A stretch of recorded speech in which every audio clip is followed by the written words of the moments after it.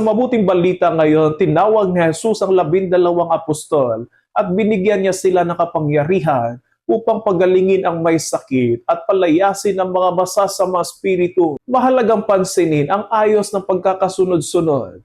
Tinawag muna niya sila bago niya sila isinugo. Ibig sabihin, ang misyon na hindi nagsisimula sa gawain, kundi sa pakikipag-ugnayan kay Kristo. Ang mga tinawag ni Jesus ay hindi mga perpektong tao. May mangingisda, may maniningil ng buwis, may mga makasalanan, mahihina at mga nagkamali. Ngunit pinili niya pa rin sila. Nagpapakita ito na ang Panginoon ay hindi naghahanap ng perpektong alagad.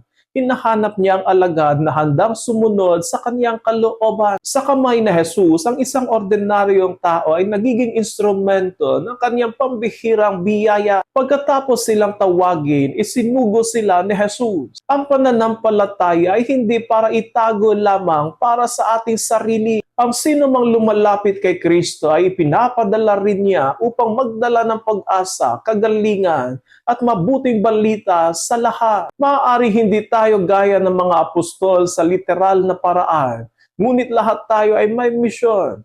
Misyon sa pamilya, misyon sa trabaho, misyon sa komunidad, at misyon sa lipunan. Kaya mga kapatid, tanungin natin ang ating mga sarili.